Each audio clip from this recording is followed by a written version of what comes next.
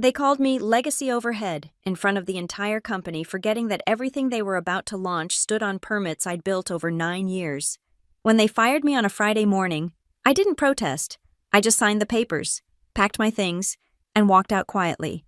By Monday at 10 a.m., their multi-million-dollar system had gone dark.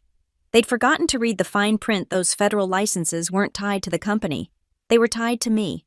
My name is Lauren Trent, and I've spent 9 years making sure Virexa Systems didn't kill anyone. That's not hyperbole.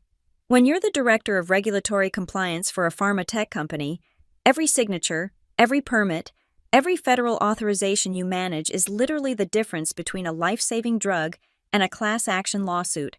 I knew every regulation by heart, every FDA inspector by name, every loophole that could sink us. I was 39, unmarried by choice, and I wore my reputation like armor, the woman who never missed a deadline, never failed an audit, never let anything slip through the cracks. Then Josh Lehman walked through our doors. I remember that Tuesday morning in March with crystalline clarity. Our CEO, Robert Valencia, had called an all-hands meeting for 9:30 a.m. sharp. The conference room buzzed with the kind of nervous energy that meant either massive layoffs or massive changes. When Robert stood up, his usually confident demeanor seemed forced. "I want to introduce our new Chief Financial Officer," he announced, gesturing to the door. "Josh Lehman comes to us from the startup world, where he revolutionized financial operations for 3 unicorn companies. He's here to bring Virexa into the future." Josh strode in like he owned the place already. 28, maybe 30 at most. Pristine white sneakers, dark jeans, and a blazer that probably cost more than my monthly mortgage. His hair was perfectly tousled in that calculated way that screamed, "I spend $200 on this haircut to look like I just rolled out of bed." He had that Silicon Valley swagger, the kind that made you want to check your bank account just to make sure you still existed in the same economic universe. "Thank you, Robert," Josh said, his voice carrying that particular brand of confidence that only comes from never having faced real consequences. "I'm thrilled to be here at Virexa. Over the next few months, we're going to be implementing some aggressive changes to optimize our operational efficiency and maximize shareholder value." I felt my jaw tighten. In my experience, optimize and maximize were corporate speak for fire half the staff and make the survivors do twice the work. "We're going to be reimagining how we do business," Josh continued, his hands moving in practiced gestures, "disrupting our own processes before the market disrupts us. Moving fast and breaking things." "Except we can't break things," I interrupted, surprising myself with the sharpness of my tone. Every head in the room turned to me. "We're not a social media app. We manufacture compounds that go into human bodies. Breaking things means breaking laws, or worse, breaking people." Josh's smile never wavered, but his eyes found me with laser precision. "And you are?" "Lauren Trent, Regulatory Compliance." "Ah, yes, compliance." He said it like it was a quaint relic, like a typewriter in an age of smartphones. "Well, Lauren, I appreciate your concern, but I think you'll find that innovation and regulation can coexist. We just need to think outside the box." "The box is federal law," I said flatly. A few nervous chuckles rippled through the room. Robert cleared his throat. "I'm sure you two will have plenty of time to align on strategy. For now, let's talk about the exciting opportunities ahead." But I'd already seen everything I needed to see in that exchange. The way Josh's eyes had cataloged me not as a person, not even as an obstacle, but as a line item to be deleted, legacy overhead, dead weight, the kind of employee who reminded him that rules existed for reasons, that some things couldn't be disrupted without consequences. After the meeting, I went straight to my office and opened my personal laptop. Call it paranoia or call it 9 years of watching corporate politics, but I'd learned to trust my instincts. I began backing up everything, not company secrets or proprietary information, but my own work, every permit application I'd filed, every certification I'd earned, every federal authorization that bore my signature. Most importantly, I pulled up my employment contract and turned to page 47, Section 8, Subsection 2B, the clause I'd negotiated 9 years ago when Virexa was desperate for someone with my credentials. The clause that stated all federal permits and certifications would be registered under my personal licensing authority. transferable to the company only through my active employment and participation. They'd agreed to it back then because they needed me. They'd probably forgotten about it by now, buried in legal documents no one ever read anymore. I looked at the freshly backed up files on my personal drive, then at the contract clause highlighted on my screen. Outside my window, Josh was already commandeering the executive conference room, his team of fresh-faced MBAs setting up what looked like a war room. He wanted to move fast and break things. I smiled for the first time that day. He had no idea how fast things could break, or that some things, once broken, couldn't be put back together at any speed. The new sheriff might be in town, but he was about to learn that in the pharmaceutical world, the person who holds the permits holds all the cards, and I'd been dealing this deck for nearly a decade. The dismantling of my career began with death by 1,000 paper cuts. First, it was the Monday morning email blast. Josh's vision for Virex's future landed in everyone's inbox at 6:45 a.m., complete with buzzword bingo synergy, ideation, pivot, scale. Buried in paragraph 7 was the announcement of a complete departmental restructuring. My team of 12 would be right-sized to 5. The survivors would report to Josh's hand-picked director of Agile Compliance, a 26-year-old named Bradley who'd never worked in pharma but had apparently crushed it at a meal kit startup. I watched my team get picked off one by one. Maria, who'd been with me for 7 years and knew FDA regulations better than most FDA inspectors, was let go on a Wednesday. Redundancy elimination, they called it. Tom, my senior compliance analyst, got offered a lateral move to the mailroom or a severance package. He took the package. By week 3, I found myself sitting in a conference room across from Bradley, who was explaining why my workflow was suboptimal.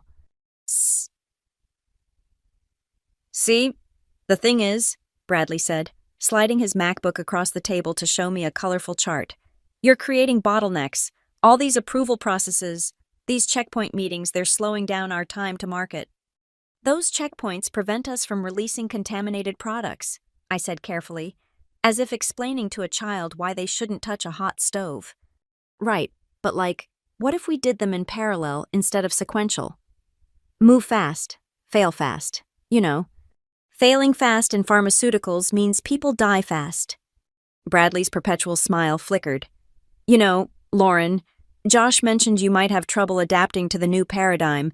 Maybe we should schedule you for our reorientation workshop. The reorientation workshop. I'd heard about it from the survivors. A 3-day seminar on embracing change and thinking like a startup, led by a motivational speaker who'd never worked a day in any regulated industry.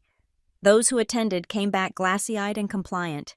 Those who refused found themselves reassigned to meaningless tasks until they quit. I'll check my calendar, I lied. But the real humiliation came during the all-hands meeting in week 4.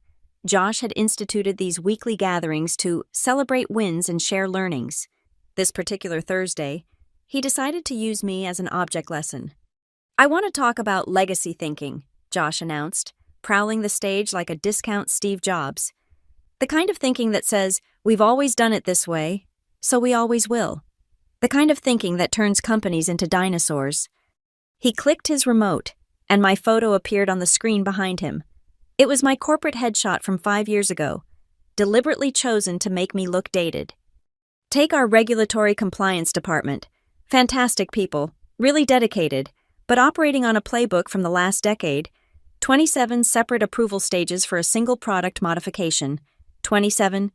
He shook his head in theatrical disbelief. That's not caution, that's paralysis. I sat in my assigned seat, feeling 300 pairs of eyes trying not to look at me. My hands stayed folded in my lap, steady despite the rage building in my chest. So we're streamlining, Josh continued, bringing in fresh perspectives, moving from a gatekeeper mentality to a partnership mentality, because at the end of the day, we're all on the same team, right?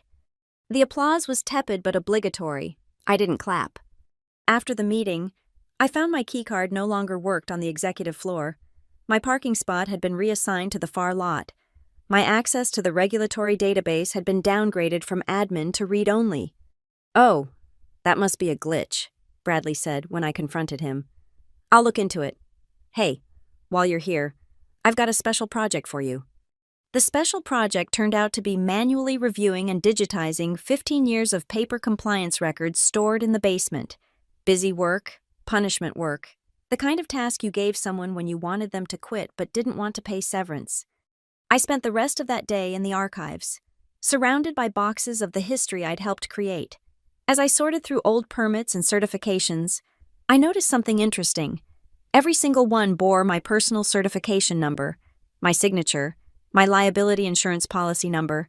The company had saved money by having me personally hold the certifications rather than maintaining expensive corporate licenses. That evening, I called my lawyer. "So if you were to leave," she said after reviewing the documents I'd sent, "the certifications would need to be formally transferred to a new qualifying individual," I finished, "which requires my cooperation and FBI background checks and a 60 to 90-day federal review period. During which time the company can't legally manufacture, store, or distribute any products covered under those certifications."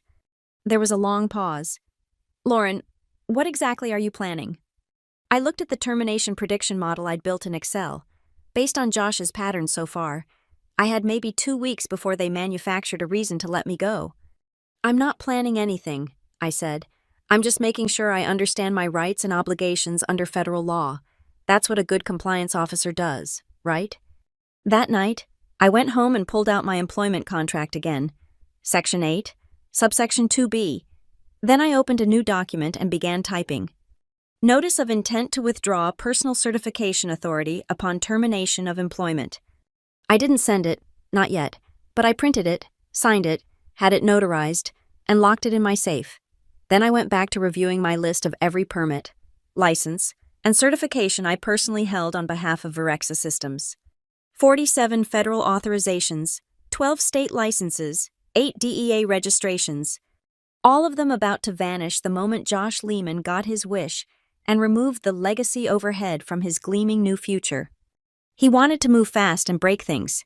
He was about to learn that some things, once broken, take a very, very long time to fix, especially when the person who knew how to fix them was no longer around to help. The beauty of federal regulations is that they're written by lawyers who assume everyone else is a criminal.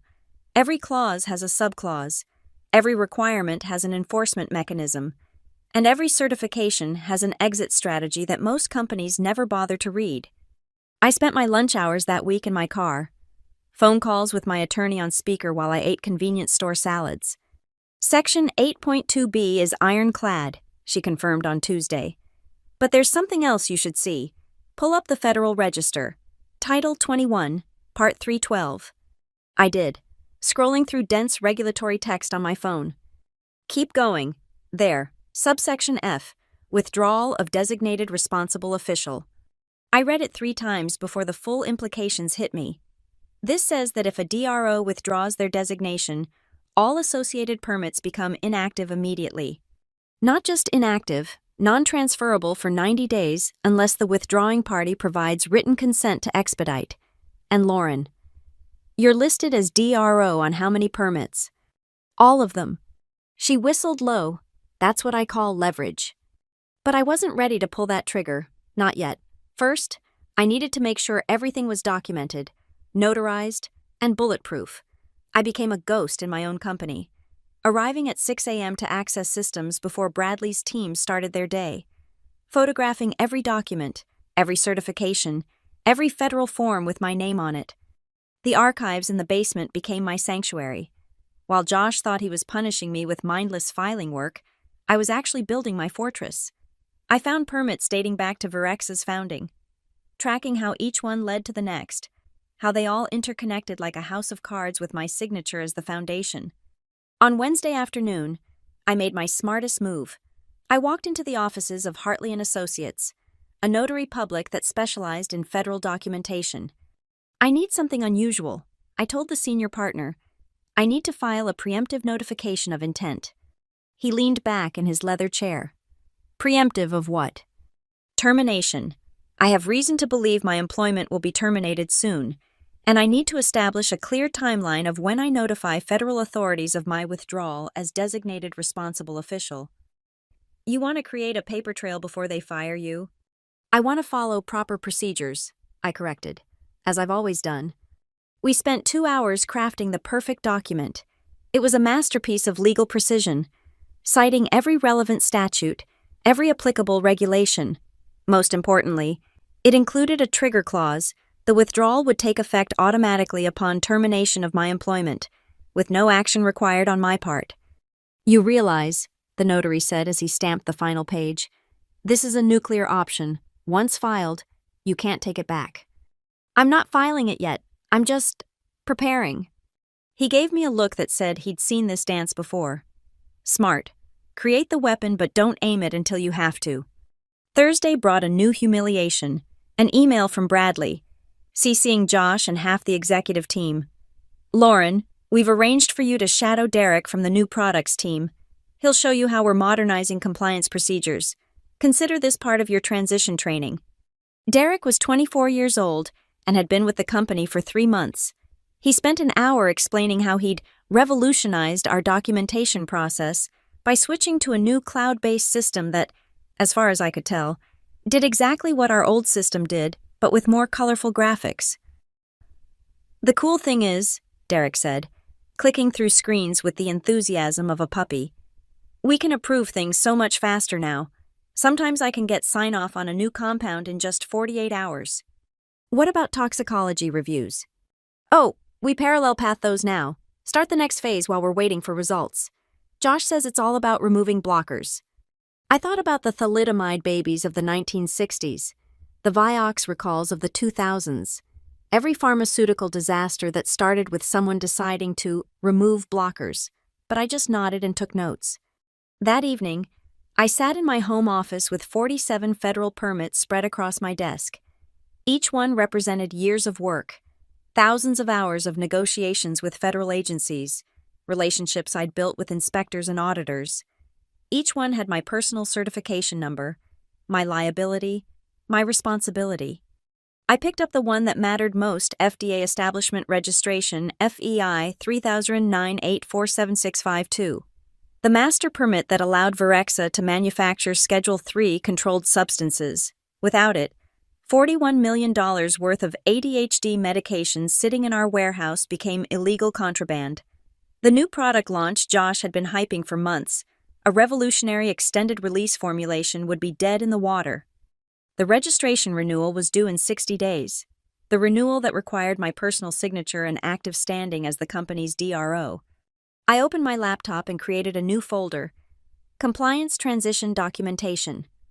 Inside, I began building a comprehensive guide to every permit, every renewal date, every federal contact, the kind of guide a responsible employee would create to ensure smooth operations after their departure. The kind of guide that would take a competent person 3 months to understand and 6 months to implement. I worked until 3 a.m., crafting documentation that was simultaneously completely accurate and utterly useless without the context only I possessed, phone numbers without names, reference codes without explanations, renewal procedures that skipped crucial steps, obvious only to someone who'd done them for 9 years. As dawn light crept through my window, I looked at my masterpiece. Then I opened one final document. Notification of withdrawal of personal certification authority, pursuant to 21 CFR 3912.f. Effective immediately upon termination of employment. I hereby withdraw my designation as designated responsible official for all permits, licenses, and certifications listed in Appendix A. Appendix A was 23 pages long. I saved it, printed it, had 3 copies notarized that morning. One for my lawyer, one for my safe, and one sitting in a FedEx envelope addressed to the FDA's Office of Regulatory Affairs, waiting for the moment Josh Lehman finally decided to pull the trigger on his vision of a Lauren-free future. He thought he was playing chess while I was playing checkers. He had no idea I'd already won the game before he'd even set up the board. Friday arrived with the kind of corporate cheerfulness that meant someone was about to get fired. Bradley had scheduled our transition meeting for 9 a.m., but the email had been sent at 11:47 p.m. the night before classic termination tactics to claim they gave adequate notice. I arrived at 8:30, wearing my best suit and carrying a leather portfolio containing every document they'd need to understand what they were about to lose. The conference room was already set up like a tribunal. Josh sat at the head of the table, Bradley to his right, and Sandra from HR to his left. A manila folder lay closed in front of Sandra. My termination package, no doubt. "Lauren, thanks for joining us," Josh said, his smile sharp as surgical steel. "Please, have a seat." I sat, placed my portfolio on the table, waited. "So," Josh continued, "we've been evaluating the compliance department structure, and we've come to some difficult decisions. Your role, as it currently exists, is being eliminated." There it was, clean, corporate, bloodless. "We appreciate your years of service," Sandra jumped in, sliding the folder across to me. "And we're prepared to offer a generous severance package, 2 weeks' pay, continuation of health benefits through the end of the month, and we'll provide a positive reference for your future endeavors." 2 weeks, 9 years of keeping them out of federal prison, and they offered me 2 weeks. "I see," I said, opening the folder. "Standard termination agreement. Sign here. Don't sue us. Don't talk to the media. Have a nice life. And my responsibilities." "Bradley will be assuming oversight of all compliance functions," Josh said. "We've already begun transitioning your access and authorities." "All of them?" "Yes. We've promoted Derek to Senior Compliance Coordinator. Between him and Bradley, we're confident." "I meant all of my authorities," I interrupted, pulling out my own folder. "Because according to my records, I personally hold 47 federal permits, 12 state licenses, and 8 DEA registrations. Have you transferred the designated responsible official status on those?" The room went quiet. Sandra flipped through papers in her folder, looking for something she wouldn't find. That's just paperwork," Bradley said. "We'll handle the transfers after." "Actually, you can't." I slid a copy of 21 CFR 312F across the table. "Federal law requires the current DRO to file transfer paperwork, which I'm happy to do. Of course, it's a simple process. Takes about 90 days per permit, assuming no complications." Josh's smile finally faltered. 90 days. Per permit, so roughly 11 years and 8 months for all of them. Unless you'd prefer to apply for new permits entirely, that's only 18 to 24 months each, though you'd need to cease all operations on affected products during the application period. "You're threatening us." Josh's voice had lost its Silicon Valley smoothness. "I'm explaining federal regulations. It's what I do. Or rather, what I did." I pulled out the notarized withdrawal notice. "This is my official notification of withdrawal as designated responsible official, effective immediately upon termination of employment. As required by law, I'll be filing this with the FDA, DEA, and all relevant state agencies." Sandra was frantically texting someone legal, probably. Bradley had gone pale, but Josh was turning an interesting shade of red. "You can't do this," he said. "You have obligations." "Which cease the moment you terminate my employment. It's all spelled out in my contract. Section 8, subsection 2B, the provision your predecessors agreed to 9 years ago." I pulled out a timeline I'd prepared, decorated with helpful red annotations. "Your new ADHD medication launch is scheduled for Monday, correct?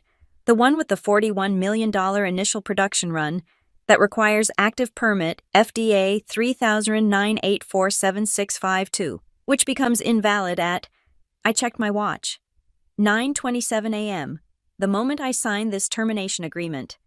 "Then don't sign it," Sandra said quickly. "Then I'm not terminated, and we're wasting each other's time." I closed the folder. "Unless you'd like to reconsider the terms." Josh stood up, his chair scraping against the floor. "This is extortion." "This is paperwork, the kind of boring, tedious, time-consuming paperwork you've spent 6 weeks telling everyone was holding the company back. Turns out it was holding the company up." My phone buzzed. A text from my lawyer. "FedEx driver is waiting in the lobby with the FDA notification. Give me the word." I looked at the 3 faces across from me. Sandra, scrambling for a legal lifeline that didn't exist. Bradley, realizing he was about to inherit a kingdom of ashes. And Josh, finally understanding that moving fast and breaking things had consequences when the things you broke were federal laws. "So," I said, standing up and gathering my papers. "Shall I sign this termination agreement? Or would you like to take the weekend to review your options?" "Wait," Sandra said. "Just wait. We need to discuss this internally." "Of course. I'll be in my office, sorry. The basement archives until 5 p.m. After that, I'll assume you've decided to proceed with the termination as planned." I walked to the door, then turned back. "Oh, and Josh, that war room you set up, the one where you've been planning the new product launch, might want to let them know that as of Monday morning, every gram of product in our warehouse becomes a federal crime. Have a great weekend." I left them in chaos. Sandra on the phone with legal, Josh shouting about lawsuits and contracts, Bradley silent and shell-shocked. The walk back to the basement felt like a victory parade, even if I was the only one marching. At 4:58 p.m., my phone rang. "Sandra, the termination is on hold pending executive review," she said, her voice tight. "You're to continue in your current role until further notice. I'll need that in writing. And Sandra, my lawyer has advised me to document any changes in my working conditions going forward, just so we're clear." I hung up and texted my lawyer. "Stand down." They blinked. Then I packed up my personal items. I had a feeling I'd need them at home soon, and walked out of Virexa Systems at exactly 5 p.m. in the parking lot. Josh's Tesla sat empty, its owner presumably still in crisis meetings trying to figure out how one legacy overhead employee had just held their $61 million future hostage. They'd wanted to eliminate me like a line item on a spreadsheet. They'd forgotten I wasn't just a number. I was the signature that made their numbers legal. And they'd just learned what happened when you tried to erase that signature without reading the fine print first. The weekend passed in a blur of ignored phone calls and increasingly frantic emails. Sandra left 3 voicemails, Bradley sent 17 texts.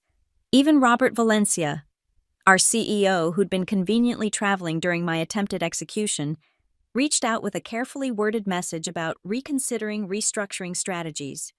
I responded to none of them. At 11:59 p.m. on Sunday, I hit send on a pre-scheduled email to the FDA, CCing every relevant department at Virexa. Notice of terminated employment and withdrawal of Duro designation, effective Monday, April 15, 2024, 8 a.m. Eastern Standard Time. Then I turned off my phone and went to bed. I woke up Monday morning to 43 missed calls. The first notification was from our automated systems at 5:47 a.m. Critical error. Federal permit validation failed. System lockdown initiated. By 6:15 a.m., the warehouse management system had gone into full regulatory compliance mode, sealing all inventory behind digital locks that required valid permit numbers to access. $41 million in ADHD medication, $27 million in diabetes treatments, and $18 million in cardiac drugs, all legally untouchable. I made coffee and pulled up Virexa's internal dashboard on my personal laptop, using credentials they'd forgotten to revoke. The system status page looked like a Christmas tree, if Christmas trees were decorated entirely with red warning lights. FDA permit status invalid. DEA registration inactive. State manufacturing license suspended pending review. Estimated revenue impact, $147,000 per hour. My phone, when I finally turned it on at 9 a.m., immediately crashed from the notification overload. When it recovered, the first coherent message was from Josh himself. "This is illegal. You're destroying the company. Call me immediately." I texted back, "I'm no longer an employee of Virexa Systems as of 8 a.m. this morning. Please direct all questions to your compliance department." The second message was from Derek, my supposed replacement. "Help, FDA is here. They want to see permits. Bradley doesn't know where anything is. Please." Poor Derek. 24 years old and about to learn why compliance officers had gray hair and trust issues. At 10 a.m. sharp, my doorbell rang. Sandra stood on my porch with a document folder and the expression of someone negotiating a hostage situation. "May I come in?" I let her in but didn't offer coffee. "Lauren," she began, sitting at my kitchen table. "There's been a misunderstanding. Your termination was never finalized. HR never processed. I have a copy of the termination agreement you asked me to sign." I interrupted. "Dated, witnessed, with your signature on the approval line." "That was a draft. a preliminary document, not legally binding without your signature. Which is why I exercised my right to resign instead, effective 8 a.m. this morning, as permitted under state employment law with appropriate notice given to federal authorities. She pulled out a new folder. We're prepared to offer you a consulting contract, significant compensation, full benefits, remote work options. I glanced at the number on the contract. It was impressive. Triple my previous salary. For how long? Initial term of 5 years, with automatic renewals. And my responsibilities: maintaining all federal permits and certifications, training your replacements, ensuring continuity of operations. So, my current job, but at triple the pay. Sandra's eye twitched. With a few additional considerations, non-disclosure agreements, non-compete clauses, and a provision that you'll assist in transitioning all permits to corporate-held status within 18 months. I pretended to consider it while checking my phone. A news alert had just popped up. Virexa Systems halts production due to regulatory issues. Stock down 12% in pre-market trading. I'll need some modifications, I said finally. Such as, first, quadruple the salary. You're losing $147,000 per hour. So let's be realistic about my value. Second, I report directly to the board, not Josh or any executive team member. Third, ironclad protection against any form of retaliation or job elimination for the duration of the contract. I'll need to make some calls. You have until noon. After that, I have a job interview with Everlyn Biotech. They called this morning. Apparently they're very interested in someone with my federal certification experience. Sandra's face went white. Everlyn was Virexa's primary competitor. She left with the unsigned contract. At 11:47 a.m., Robert Valencia called personally. 4 times your previous salary, he said without preamble. Direct report to the board, full protection, and Josh Lehman will have no authority over your department. Will have no authority, or no longer has authority. A pause. He's been reassigned to special projects, effective immediately. And Bradley is currently explaining to FDA inspectors why he claimed to be a certified compliance officer on LinkedIn when he doesn't have a single relevant certification. I smiled. Send me the revised contract. If everything looks right, I can be back this afternoon to start damage control.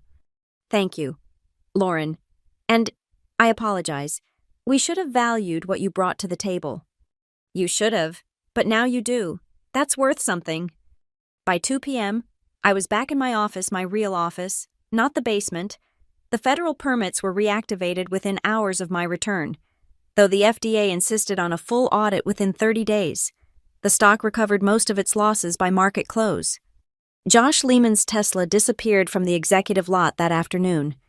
His war room was converted back to a regular conference room, the motivational posters replaced with federal regulation reminders. And on my desk, delivered by a very nervous Derek, was a small frame containing the email Josh had sent about legacy overhead employees. I hung it on my wall, right next to my federal certifications. Sometimes the best revenge isn't burning bridges. It's owning the permits required to build them. The FDA doesn't schedule emergency audits. They don't need to.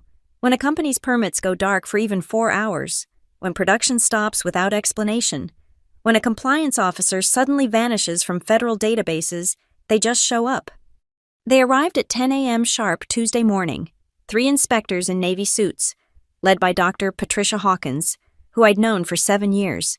She'd once told me I was the only compliance officer who'd never made her repeat a question. Lauren, she said, her expression carefully neutral as I met them in the lobby. Interesting morning yesterday. The alert system showed your DRO status terminated at 8 a.m., then reinstated at 2:14 p.m. That's quite a gap. Dr. Hawkins, I have the full documentation prepared for your review. I'm sure you do, but first, we need to inspect the production floor.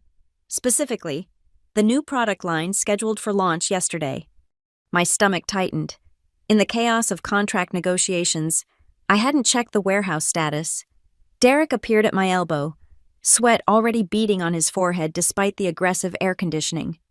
The production floor there's a problem, he whispered. What kind of problem? Bradley authorized a production run Sunday night, before the permits were suspended. but after your notice was filed with the FDA, I kept my face calm while my mind raced. Any product manufactured during a permit suspension was illegal. Full stop. No exceptions. How much product? $6 million. First batch of the new ADHD formulation. Dr. Hawkins was watching our whispered exchange with interest. Shall we proceed to the warehouse? The walk felt like a funeral march. Robert Valencia joined us halfway. His usually confident stride reduced to nervous steps. Josh was nowhere to be seen, though I spotted Bradley being escorted from the building by security, his personal items in a cardboard box.